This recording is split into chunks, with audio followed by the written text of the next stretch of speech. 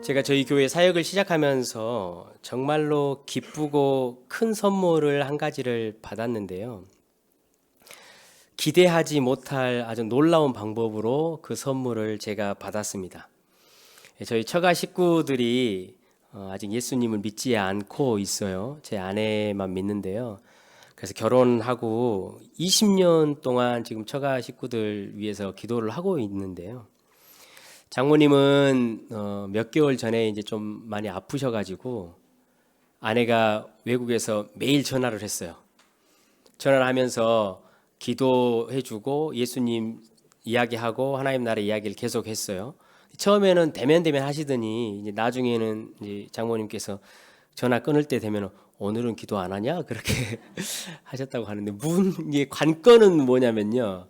그 저희 장인어른하고 두 분 오빠가 계셔요. 그 세 남자들이에요. 나이도 이제 많이 차셨고 사업도 하고 하시니까 이 세 명의 남자가 교회를 가가지고 이렇게 탁 나란히 앉아서 설교를 듣거나 복음을 듣는다라는 것은 거의 불가능에 가까운 일이죠. 그래서 이분들을 위해서 계속 기도를 하는데 어떻게 하나 계속 기도 중에 이제 제가 한국에 들어와서 이제 자리를 잡고 교회를 이제 섬기기 시작했잖아요. 근데 외국에서 오랫동안 생활하다가 이제 제가 들어와서 이제 교회를 한다고 하니까 장인 어른과 형님들이 엄청 궁금해하셨나 봐요. 그래서 제가 교회 설교하잖아요. 그럼 세 분이 식사 시간에 나란히 앉아가지고 유튜브를 틀어서 제 설교를 들어요. 이게 여러분 그 세 명의 남자가 교회에서 말씀을 듣고 복음을 듣는 거 여러분 거의 불가능하다고 말씀드렸잖아요. 근데 이제 그 세 분이 식사 시간이 되면 딱 틀고 밖에 있으면 야 올라왔어. 전서방 시작했어. 우리 전서방 얼마나 잘하는가 보자. 라고 세 명의 남자가 앉아가지고 처음부터 끝까지 다 봐요. 화요일 날도 올라오대, 금요일 날도 올라오대, 주일 날은 2번 올라오대, 다 알아요. 그래가지고 저 이치임식 할 때는요, 아예 그 긴 시간을 처음부터 끝까지 세 분이서 앉아가지고 이걸 다 보고 말씀도 듣고 복음도 들었대요. 지금도 보고 계실지 모르겠어요. 끝나면 그러면 그러겠죠. 야 전서방이 우리 이야기한다. 그럴 거 아니에요. 너무 축복된 선물이었어요. 저에게는. 이게 혹시 이제 우리 가운데에는 아니 뭐 설교 한두 번 듣고 복음 그거 듣는 게 뭐가 그렇게 감사하고 큰 축복이냐라고 생각하실지도 모르겠어요. 그런데 여러분 오늘 말씀을 한번 같이 들어보시고 여러분도 저와 같이 복음을 듣고 말씀을 듣는 것이 얼마나 큰 복이고 얼마나 큰 기쁨인지 동의할 수 있는 그런 은혜를 하나님께서 주셨으면 참 좋겠습니다. 베드로 사도는 이 편지를 쓸 때 지금 로마에 있었어요. 성경에는 이제 베드로 뒤쪽에 가보면 자기가 바벨론이 있다라고 표현을 했는데 옛날 바벨론처럼 로마가 지금 심각하고 어려운 상황이기 때문에 그걸 이제 로마를 바벨론에 비유해서 했는데 지금 네로가 다스리고 있는 로마에 베드로가 생활을 하고 신앙생활을 이제 교회를 하고 있는 거예요. 근데 네로가 로마를 다스릴 때 교회적으로는 가장 이제 역사적인 한 사건이 있었는데 최초로 로마라는 나라가 성도들을 공적으로 박해하는 일이 로마 때 있었어요. 로마의 네로 때. 그래서 지금 베드로 전서, 베드로 후서는 곧 있으면 베드로가 네로에 의해서 순교를 당해요. 십자가에 거꾸로 매달려 죽은 거 여러분 이제 들어서 아시잖아요. 그러니까 이 지금 베드로 전서, 베드로 후서는 베드로가 자신의 유언과 같은 편지를 쓴 거예요. 어디다가 편지를 썼냐면 베드로전서 1장을 시작할 때 이렇게 해요. 본도와 갈라디아와 갑바도기아와 아시아와 비두니아에 흩어져 있는 내 형제들, 나그네와 같이 신앙생활 하고 있는 내 형제들에게 편지한다라고 편지를 해요. 어느 지역에 어떤 사람들이 있는지 잘 모르시겠잖아요. 그래서 제가 이렇게 설명을 한번 해드릴게요. 우리가 나주에서 지금 편지를 쓰는 거예요. 베드로가 나주에 있다고 생각해 보세요. 그러면 저기 베이징에 있는 IT 기업에서 일하고 있는 성도에게 편지를 쓰는 것이고, 북쪽으로는 압록강 근처에 살고 있는 그 산골에 신만이 하고 있는 그러한 사람에게 편지를 쓰는 거고, 또 오른쪽으로는 일본 도쿄 지역에 있는 바다에서 고기를 잡는 어부들에게 편지를 쓰고 있는 거예요. 그 거리와 그 사람들에게 유서를 보내고 있는 거죠. 직업과 성별과 나이와 학력과 완전히 무관하게 모든 사람에게 동일한 메시지를 보내고 있는 거예요. 유서이기 때문에 얼마나 하고 싶은 말이 많았을 거예요. 힘들게 로마 땅에서나 그 로마가 지배하는 곳에서 신앙생활을 하고 있으니까 그 성도들에게 고르고 또 골라서 쓴 편지의 내용이 순전하고 신령한 젖을 사모하라라는 오늘 본문의 말씀이에요. 영혼적으로 육체적으로 신앙의 박해가 시작이 되고 영적으로 굉장히 어려운 삶을 살고 있는 각 지역의 성도들에게 도대체 순전하고 신령한 젖을 사모하라라는 내용이 무슨 도움이 될까? 이게 왜 이런 유언을 보내게 됐을까? 도대체 이 신령하고 순전한 젖이 무슨 능력이 있나? 오늘 그 이야기를 우리가 좀 잠시 나누려고 합니다. 오늘 본문에 앞서 베드로전서 1장을 여러분 쭉 이제 보신 분들은 아시겠지만 거기에 이렇게 기록이 되어 있어요. 너희들은 나그네이다. 이 땅을 살아가는 외국인들이다. 그렇지만 보배로운 예수 그리스도의 죽으심으로 너희들은 모두 구원함을 얻은 자이다. 그래서 하나님의 보호하심을 받고 있는 자들이다라고 앞에 편지를 써요. 그리고 또 계속해서 너희들은 다시 태어난 자들이다. 살아있고 항상 있는 하나님의 말씀으로 말미암아 다시 태어나게 됐다. 그래서 하나님께서 너희들 마음 가운데 썩지 않는 말씀의 씨를 뿌려줬다. 그러니 너희들은 왕 같은 제사장들이다 라고 성도들에게 이야기를 해요. 위대한 성삼위 하나님이 행하신 그 일들을 베드로가 먼저 선포를 해주고, 그러므로라고 오늘 2장 1절부터 시작을 하잖아요. 그러므로 너희가 할 일은 순전하고 신령한 젖을 사모하는 것이야 라고 말해요. 로마 시대였으니까요. 또 유대인들도 그렇고 당시에 엄청나게 많은 핍박이 있었지요. 근데 그 육체적으로 실제적인 핍박 이외에도요, 이미 로마 문화가 타락했어요. 웅장한 사회적인 문화와 가치관을 갖고 있잖아요. 그 사이에서 살아가는 성도들을 한번 생각해 보시면 이 성도들은 거기에 압도될 때가 너무나 많이 있었어요. 그 쾌락을 즐기고 있는 사람들 사이에 끼어서 나는 하지 못하고 있다라는 것, 그 시대의 놀라운 가치들과 웅장함을 쫓아가고 있는 사람들 사이에서 내가 그렇게 하지 못하고 있다라는 이러한 현실이요, 그 성도들에게 영적인 공허함을 줄 때가 너무나 많이 있었어요. 혼란을 줄 때가 많이 있었고 성도들에게 무기력함을 줄 때도 참 많이 있었어요. 이 로마의 문화가, 그리고 거기에 살고 있는 그들이 따르는 가치가 얼마나 아름다운 거였냐면요, 요한계시록 17장에 보면 거기 이제 바벨론이라는 이야기가 나와요. 요한이 하나님으로부터 계시를 받은 거잖아요.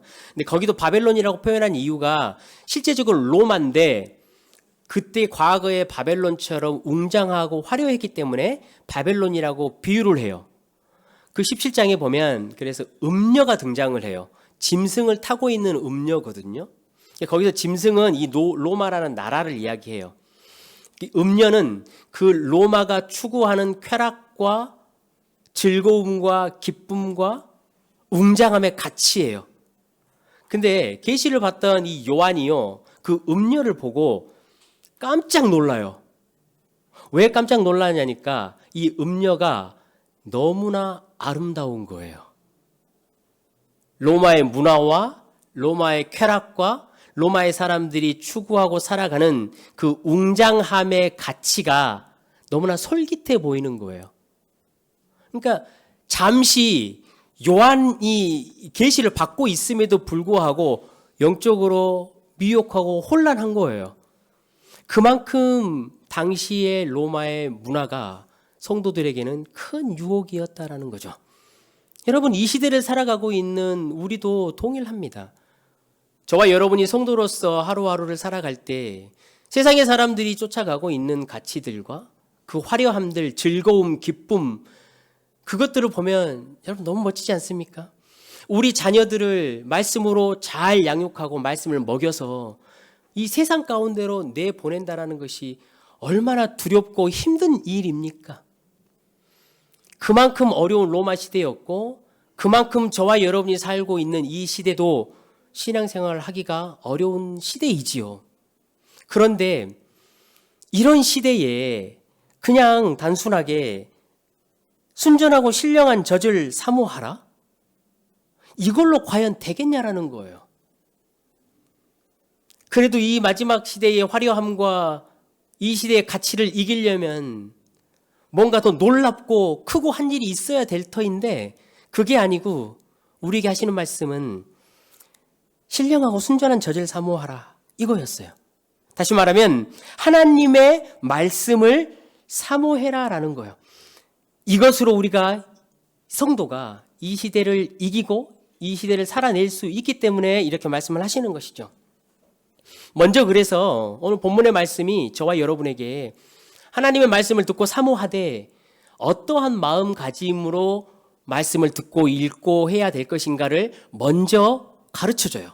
보면 신령한 젖을 사모하라라고 이야기를 하잖아요. 갓난아기들처럼 사모하라라고 이야기를 해요.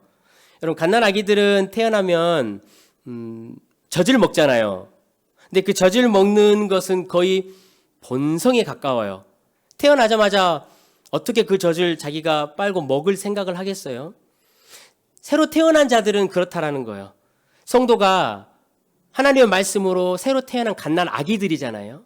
이 갓난 아기들이라면 하나님의 말씀을 먹고 하나님의 말씀을 읽고 듣고 하되 이처럼 아기들 사모함을 가지고 듣고 읽고 하라라고 말씀을 하는 거예요. 여러분, 아기들에게요, 우유, 젖은 유일한 생명수단이에요. 생존의 수단이에요. 이 아기들은 다른 것을 먹을 수가 없어요. 성도에게도 마찬가지예요. 이제 예수 그리스도를 믿고 성도로서 살아가는 자들이 이겨내고 성장하고 생존의 문제와 관련돼서는 하나님의 말씀을 반드시 먹고 읽고 들어야 한다라고 이야기를 하는 것이죠. 아기들 봐보세요. 모든 에너지를 먹는 것에 집중하잖아요. 근데 배가 고파가지고 먹지를 못하면 온 힘을 다해서 울어요. 얼굴이 벌게지도록 이렇게 울잖아요. 왜냐하면 죽음 앞에 서기 때문에 그래요. 그 아이들은 젖을 먹지 못하면 생존의 문제이기 때문에 그렇죠. 그래서 아이에게 젖을 주면 아이가 어떻게 하죠? 땀을 뻘뻘 흘리면서 맛있게 먹잖아요. 그러면 방안이 고요해져요. 무슨 소리만 들리죠? 꿀떡, 꿀떡, 꿀떡 하는 소리만 들려요. 생명이 살아나는 소리예요. 젖을 먹었을 때 자신의 심령 가운데 평안함이 오는 소리예요. 이처럼 성도들이 하나님의 말씀을 듣고 먹고 할 때 생명이 살아나고 그 안에 평안이 임한다라고 우리에게 말씀을 하셔요. 성도는 이처럼 새로 태어난 자들이에요. 그래서 바른 설교를 듣고 하나님의 말씀을 듣고 읽고 하는 우리의 태도가 먼저 이 갓난 아기가 젖을 사모하는 것과 같은 태도가 되어야 한다라고 우리에게 가르쳐 주죠. 순전하고 신령한 젖이다라고 이야기를 했어요. 여러분, 왜 이 말을 앞에다 붙였냐면요. 혹시 여러분 가운데 내가 말씀을 듣고 말씀을 읽고 교회 가서 예배하면 믿어버리게 될까봐 혹시 거부하시는 분 계시나요? 나 가면 예배 가고 말씀 듣고 앉아 있으면 나 믿어버릴 것 같아. 그러니까 믿어버리면 교회 가서 봉사해야지. 오늘 집사님이 나오셔가지고 막 눈을 쳐다보면서 기다립니다 이렇게 레이저를 쏘니까 나 믿어버리면 아마 저거 나한테 지금 떨어질 것 같아가지고 그런 분들 혹시 계시나요? 교회에 막 봉사해야 되고 헌금도 갖다가 막 해야 되고 하니까 나 믿어지기 싫어가지고 말씀을 듣지 않겠다라고 하신 분들 혹시 계시나요? 그래서 이 순전하고 신령한 저지다라고 말씀 앞에 붙여놨어요. 이 말은 뭐냐면요, 100% 원액이다라는 의미예요. 그러니까 당시에는 이제 젖을 팔고 우유를 팔면 사람들이 거기다가 물을 타서 팔아요. 장사를 잘해서 유익을 남겨야 되니까 자신들의 죄송합니다. 자신들의 욕심과 자신들의 정욕을 거기다 묻혀서 파는 거죠. 이단들도 마찬가지예요. 말씀을 전하고 말씀을 읽게 하는 이유는 그 안에 자신들의 욕심을 실어서 그 가르침대로 따르게 하려고 말씀을 읽게 하고 듣게 하잖아요. 그러나 오늘 우리에게 말씀하는 이 성경의 말씀은요, 그렇지 않대요. 100% 원액이래요. 저와 여러분이 읽고 듣고 먹을 때 오직 우리의 생명을 살리는 일을 한다라는 거예요. 생명을 살리고 우리 안에 회복을 주고 우리 안에 안식을 주기 위한 말씀이래요. 다른 거 하나도 없대요. 여러분, 말씀을 읽고 들음으로 인해서 막 믿어져 가지고 그러면 목사님한테 가가지고 막 이렇게 해야 되고, 여러분 그런 거 아니래요. 그런 거 안 하셔도 돼요. 오직 여러분의 생명이에요. 오직 여러분의 삶의 안식과 평안을 위한 말씀이에요. 100% 원액의 말씀이에요. 이것을 먹고 이것을 마시라고 말씀을 하셔요.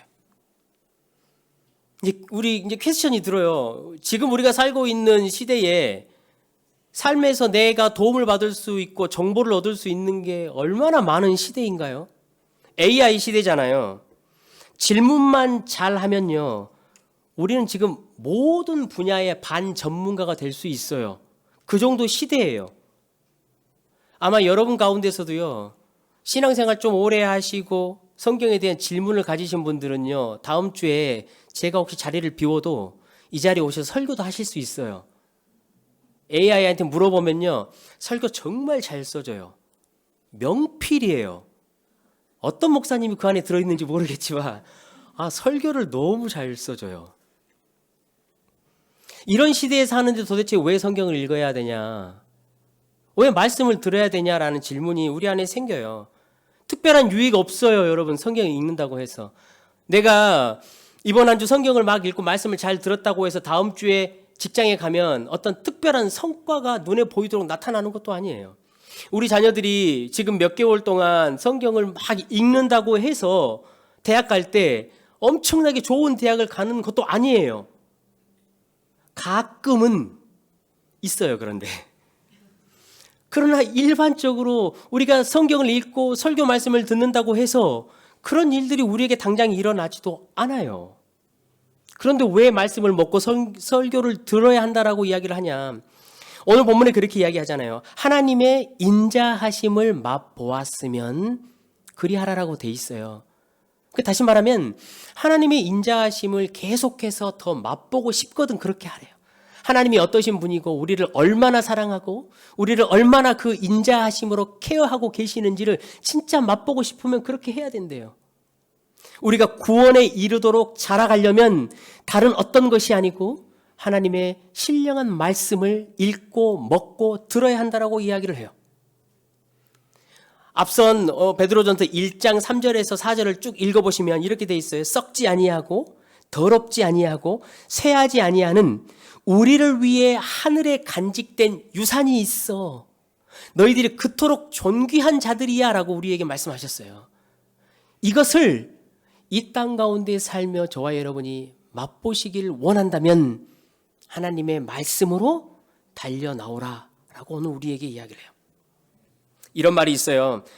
성경이 수많은 민족과 세대로부터 그토록 큰 경외를 받는 이유는 그 내재적 가치 덕분이다. 성경은 결코 한 민족의 책에 그치지 않고 모든 민족들의 책이다 라고 말하는 사람이 있어요. 유명한 신학자가 하셨을 것 같잖아요. 유명한 목사님이 하셨을 것 같잖아요. 아니에요. 위대한 이교도라고 불리는 독일의 거장인 문학의 거장이고 동시에 변호사이고 정치가이고 과학자이고 의학자였던 괴테라는 사람이 이 말을 했어요. 세상의 모든 이치를 다 깨달았다라고 말할 수 있을 만한 이 사람이 성경의 가치를 그렇게 높이 평가했어요. 여러분, 혹시 여러분 주변에나 TV 간증 방송 같은 거 설교 들을 때나 CTS, CBS 방송 같은 거 혹시 보신 적 있으시잖아요. 거기 보면 완전히 새롭게 태어난 사람처럼 보이는 사람들이 있어요. 그러니까 자신이 지금 처해 있는 상황이 어떠한 상황이든지 어떤 일정 이 샬롬의 문턱을 딱 넘어가 버린 사람들을 혹시 보신 적이 있나요? 그래서 내 삶이 지금 어떻게 곤고하든지 어떤 어려움이 있든지 그 샬롬이라는 평안의 문턱 밑으로 내려오지 않는 사람이 있어요. 그 문턱을 딱 넘어서 버린 거죠. 이 사람들이 여러분 그냥 그렇게 된 게 아니었어요. 항상 자신들의 삶에 문제가 있었어요. 자신들이 명예를 쫓고 돈을 쫓고 직장에서 성과를 쫓던 것들이 허무함을 준 것을 느낀 거죠. 그것들로부터 배신을 경험했어요. 자신이 그것에 집중해서 쫓아가다가 망가진 것들이 자기 주변에서 발견된 거예요. 자신의 건강이 망가지든지 내 자식들이 다 망가져 있든지 부부의 관계가 망가져 있든지 가족의 관계가 망가져 있어요. 반드시 그렇게 망가진 부분이 나타나요. 근데 이들이 깨닫고 완전히 새로운 삶으로 태어난 것 같은 데는 근본적인 이유가 있어요. 동일하게 말해요. 하나님의 말씀을 들었다라고 말해요. 말씀이 자기 안에 역사하고 자기 안에 깨달음을 주었다라고 열이면 열 동일하게 이야기를 해요. 제가 근본적인 회복을 얻었다라고 말해요. 이 사람들은. 그냥 단순히 내가 힘들고 어렵고 고통이 있을 때 어느 상담관을 찾아가서 몇 개월 한 1년 정도 마음이 편안하고 회복을 얻을 수는 있어요. 그렇지만 제가 말씀드리는 것은 근본적인 회복이에요. 샬롬의 문턱을 넘어서서 더 이상 그 밑으로 내려오지 않을 만한 하나님의 돌보심. 성경은 하나님의 감동으로 기록되어 있어요. 다시 말하면 성경은 성령 하나님께서 쓰셨다라는 의미예요. 그렇다면 성령 하나님께서 저와 여러분에게 일하시고 간섭하실 때는 반드시 기록되어진 이 성경을 통해서 일하셔요. 자기가 저자이기 때문에. 자기가 글을 써놓고 그 글을 안 쓰는 사람이 어디가 있겠어요? 그래서 성도들에게 위로를 주고 힘을 주고 새롭게 태어난 일을 하실 때에는 성령께서 반드시 성경 말씀을 통해서 설교를 통해서 일하셔요. 그런데 단순히 여러분 내가 내 힘을 가지고 내 지식을 가지고 내가 무엇인가를 깨달았어 라고 하는 그런 수준이 아니에요. 내가 좀 노력해가지고 성경을 좀 이해했어 라는 수준이 아니에요. 내 생각이 좀 고쳐지고 내 생각이 좀 변화되었어 이런 수준이 아니에요. 나의 도덕적인 어떠한 개념이 다른 사람보다 조금 더 상승했어 라는 개념이 아니에요. 성령은 그런 정도로 일하시는 분이 아니에요. 성령께서 말씀을 가지고 저와 여러분에게 일하실 때에는 어두움에 빛이 있으라 라고 하셨던 그 새로운 창조의 역사를 하시는 거예요. 우리에게 질적인 변화를 가져다 주셔요. 우리 인생에 아무런 가망이 없을 것 같은 우리의 상태에서 외부의 생명이 우리 가운데 침투를 하는 것이지요. 마른 뼈와 같은 내 인생에 친히 찾아오셔서 우리 안에 생명의 숨을 불어 넣어 주시는 것이에요. 썩지 아니할 씨를 우리 가운데 심어 주셔요. 썩지 아니할 씨이기 때문에 그 씨는 반드시 열매를 맺습니다. 성령 하나님께서 설교를 통해서, 기록된 성경 말씀을 통해서, 그래서 우리에게 역사하시고 일하실 때는 저항할 수 없는 은혜를 주셔요. 나는 말씀을 때가 안 돼서 좀 나중에 받을게요. 나는 이제 말씀을 좀 받을 때가 됐어요. 내 지성과 내 이성이 너무나 높아서 그 벽 때문에 아직까지 하나님 말씀이 나한테는 소용이 없어요. 그건 아니에요. 라고 말할 수 없도록 은혜를 주셔요.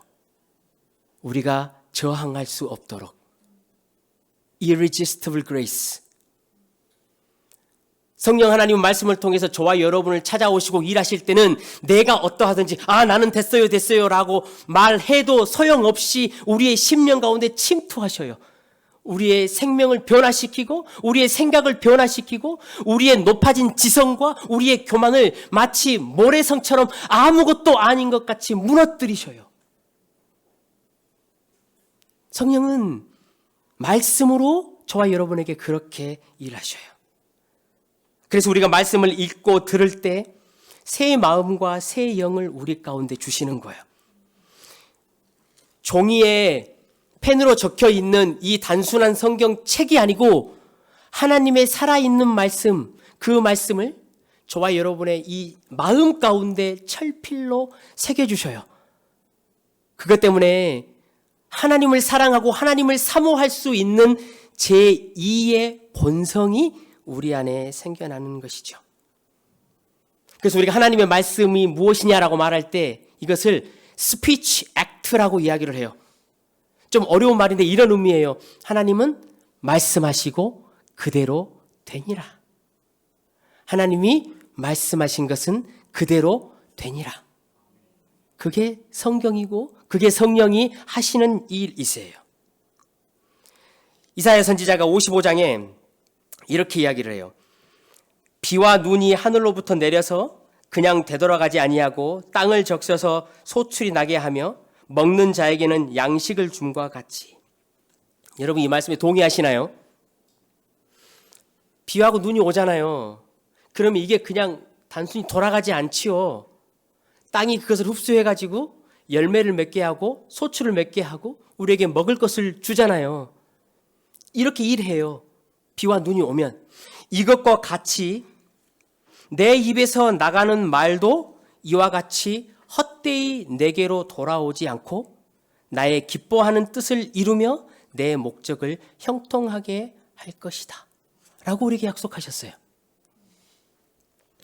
성도 여러분, 이 하나님의 말씀 그리고 이 성경의 고귀함과 이 권능을 가장 강력하게 믿고 인정하는 곳이 있어요. 혹시 그곳을 알고 있나요? 어디인지?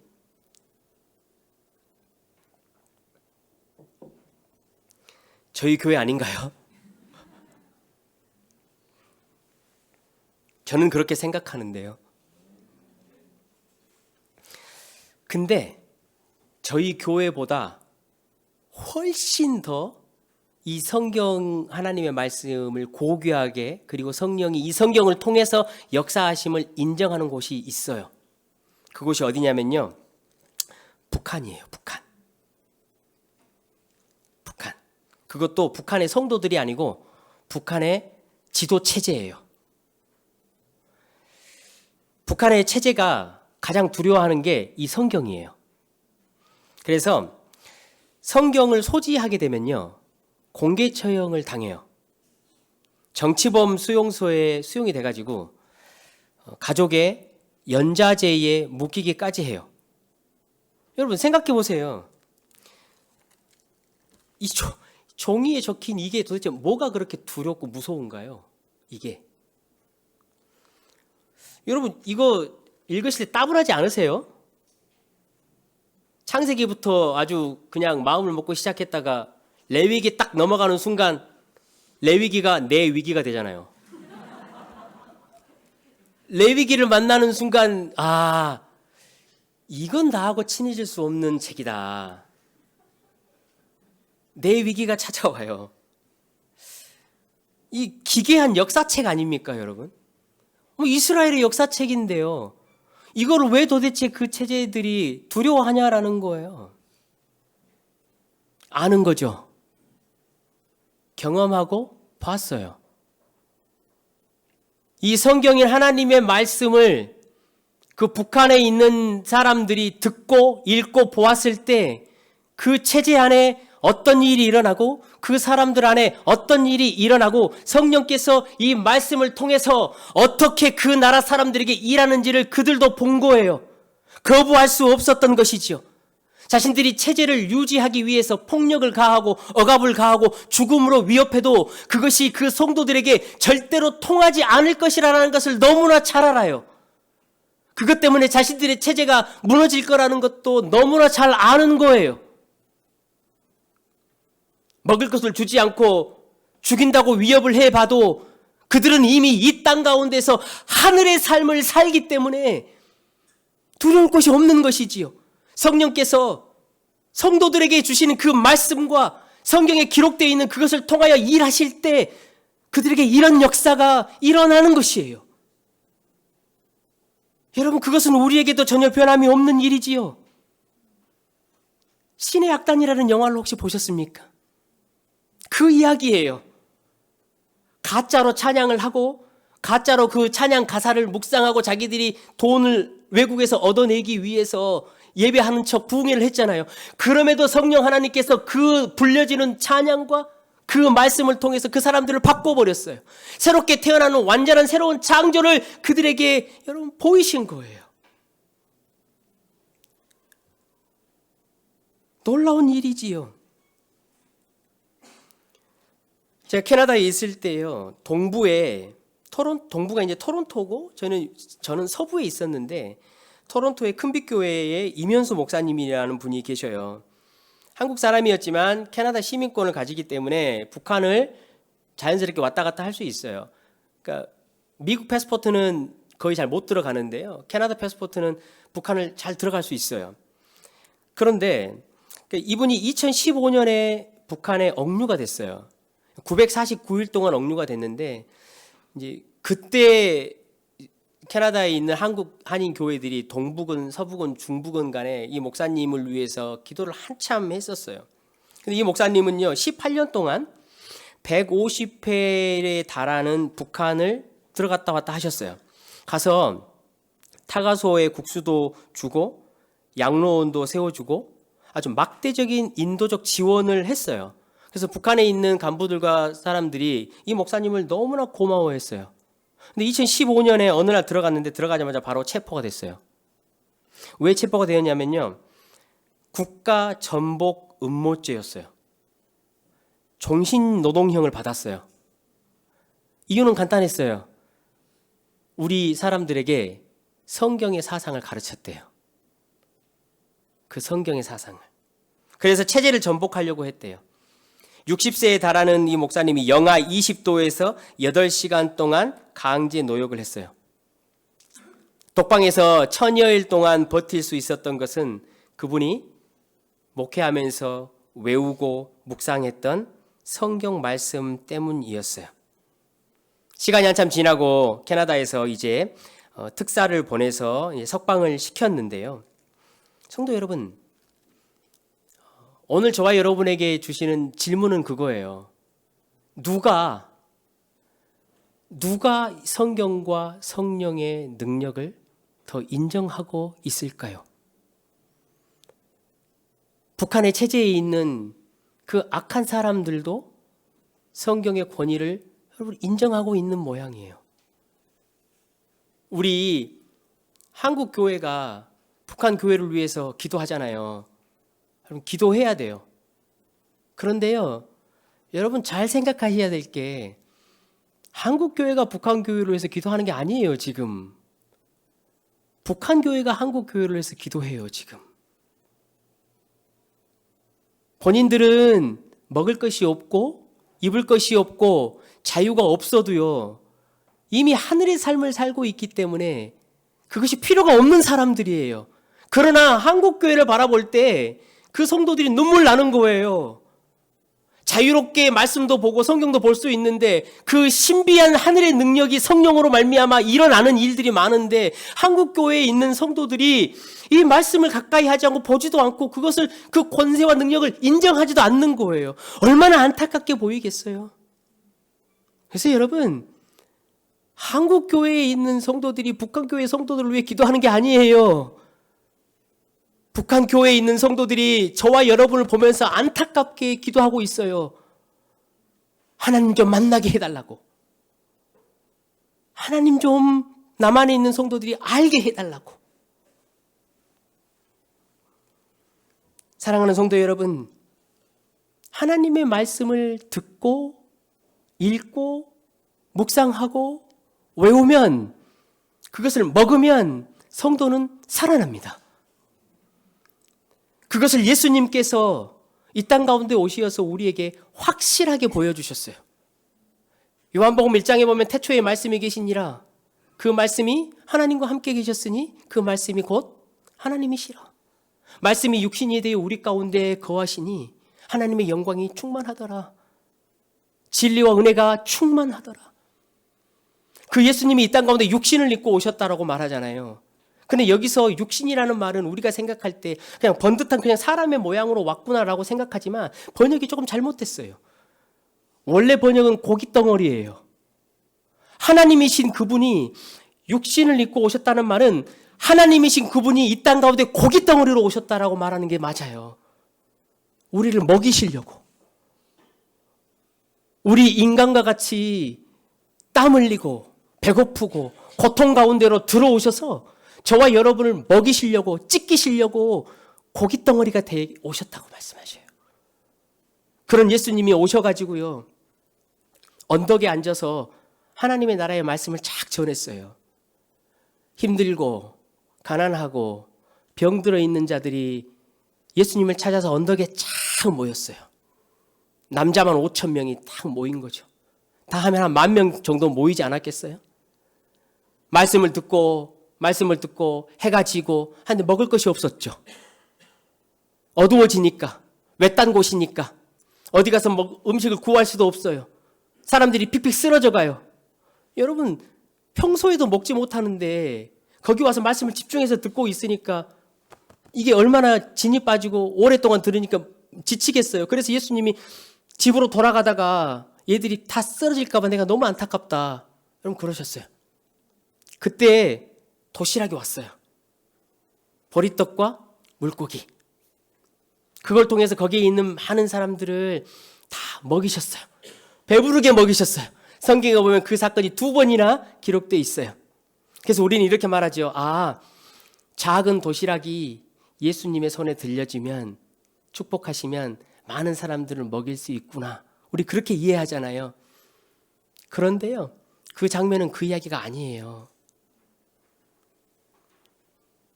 하찮은 아이의 도시락, 보잘것없는 그 아이의 도시락은 바로 예수님 자기를 이야기하는 거예요. 고통 가운데, 어두움 가운데 지쳐있고 힘들어있고 안식이 없는 그 자들에게 그 외딴 곳에서 힘들어 있을 때 근본적으로 그들을 회복시키고 먹일 수 있는 것은 예수님 자신밖에 없대요. 사람들은 그것이 어린아이의 도시락이고 그냥 겨우 보리떡이고 겨우 물고기이기 때문에 그것을 무시하지만 예수 그리스도께서 그들을 먹이시기 위하여 그 보리떡으로 찢어지신 거예요. 그 물고기처럼 찢어지셔서 그 가냘픈 자들을 먹이신 거예요. 우리를 그렇게 먹이시려고 십자가에 죽으시고 보리떡으로 오신 것이지요. 사랑하는 성도 여러분, 우리는 예수님을 먹어야 해요. 다시 말하면 하나님의 말씀을 듣고 하나님의 말씀을 읽고 하나님의 말씀을 묵상하고 하나님의 말씀을 외우고 하나님의 말씀을 우리 삶 가운데 적용하는 거예요. 그게 예수 그리스도를 먹고 하나님의 말씀을 먹는다라는 의미예요. 이럴 때 성령께서 선포되어지고 읽어진 그 말씀으로 우리 가운데 빛을 창조하시고 새로운 인식을 창조하시는 거예요. 이미 예수님께서요, 밥상을 다 준비해 놓았어요. 자신이 십자가에 죽고 부활하심으로 하늘의 진귀한 것들을 맛볼 수 있도록 밥상을 다 준비했어요. 우리가 이제 예수에게 나가서 그 말씀을 읽고 먹을 때 성령께서 우리에게 신비한 연합을 일으키셔요. 예수님이 행해 놓으시고 하늘에 준비한 모든 것들이 내 것이 되도록 예수님과 신비한 연합. 우리는 그것이 어떻게 일어나는지 모르지만 성령께서 그렇게 우리에게 그것을 은혜로 주시는 것이지요. 그래서 우리는 그것을 신비한 연합이라고 불러요. 지난주에 우리 교회 막내를 제가 만났어요. 우리 교회 막내가 누구죠, 여러분? 엊그저께 태어났잖아요. 우리. 그 아이가 지금 세상에 태어난 지 800시간도 안 됐어요. 그 아이를 만났거든요, 지난주에. 엄마가 젖을 먹였어요. 젖을 먹이고 이제 저기 수유실에서 같이 이제 신방하면서 봤는데 아이를 데리고 나왔어요. 그 소파에 딱 눕혀놨는데 아이가 금방 울어요. 얼굴이 빨개져가지고 막 우는 거예요. 왜 울었겠어요? 더 달라는 거죠. 더 달라고. 그와 우리에게는요 생존을 건 싸움이었어요. 왜요? 저 뒤에 먹을 게 없잖아요. 그걸 먹어야 사니까 계속 울어요. 그래서 제가 이때 부모님 그 형제 자매의 반응을 봤어요. 어땠을 것 같으세요, 여러분? 대번에 알아요. 아, 얘가 지금 먹을 게 필요하구나. 얘가 지금 엄마 품에서 평안과 안식이 필요하구나. 대번에 알아요. 왜냐하면 둘째니까. 첫째 때는 모를 수도 있지만 그 아이가 둘째거든요. 그러니까 아이가 얼굴이 벌개져 갖고 울면 우리 일반적으로 먹었잖아. 먹고 금방 나왔는데 왜 그래 그러잖아요. 근데 둘째니까 금방 알아요. 얘에게 필요하거나 음식이. 성도 여러분, 그 꼬맹이 갓난 아기가 엄마의 젖을 그렇게 사모했어요. 생명을 걸고. 우리도 마찬가지예요. 우리가 하나님의 말씀을 신령하고 거룩한 저주로 하나님께 갈망하고 사모하고 나가잖아요. 하나님, 나 생명이 필요해요. 나 좀 살려주세요. 내 심령에 빛을 좀 주세요. 나 살고 싶어요. 나 유일하게 내 생명을 연장할 수 있는 건 하나님의 말씀밖에 없어요. 라고 울며 마음을 쓰고 나가잖아요. 우리 하나님이 대번에 아셔요. 우리 하나님은 첫째도 아니고 둘째, 제가 하나님으로부터 몇 번째일까요? 수억 번째 아들은 되겠죠. 그러니까 대번에 아셔요. 내가 하나님 앞에 달려와서 무엇이 필요한지 말씀을 뽑아 들었을 때, 이 구절을 읽고 묵상하고 말씀을 들을 때 내 심령 가운데 얼마나 어둠이 있고 내 자녀와 내 남편과 내 가족 가운데 얼마나 두려움이 있고 어려움이 있는지 우리 주님은 대번에 아셔요.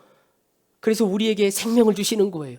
평안을 주시는 거예요. 우리에게 그 잔치의 자리로 와가지고 말씀을 먹으래요. 꿀떡, 꿀떡, 꿀떡. 그렇게 먹으래요. 탄식하는 일이 있으십니까, 성도 여러분? 삶에 공허함이 있으십니까? 여러 가지 문제 때문에 우울함이 있으십니까? 아니면 답답함이 있으십니까? 빈들의 광야에 있는 것과 같은 어두움이 있을 때가 있으십니까? 여러분 이럴 때 어디로 달려가십니까? 사람들에게 달려갑니까? 무엇에 가서 위로를 얻으려 하십니까? 성도 여러분, 말씀으로 달려오십시오. 말씀으로 오셔서 하나님 나 좀 채워주십시오. 말씀을 읽고 듣고 그 말씀을 외우기도 하고 그 말씀을 묵상하기도 하고 그 일을 사모함으로 갓난 아기처럼 여러분 해보십시오. 성령 하나님은 반드시 일하십니다. 반드시 역사하십니다. 보잘것없는 예수 그리스도의 복음, 이해가 안 되는 성경 한 줄, 한 번의 설교, 여기서부터 역사가 시작됩니다. 저희 처가 식구들이 몇 번 말씀 들었잖아요. 그냥 한두 번 그냥 복음 들은 거잖아요. 이것이 얼마나 큰 복이고 얼마나 큰 신비인지 이제 조금 동의가 되십니까? 그런 은혜가 여러분 가정 가운데 함께 하시길 주님의 이름으로 축원합니다.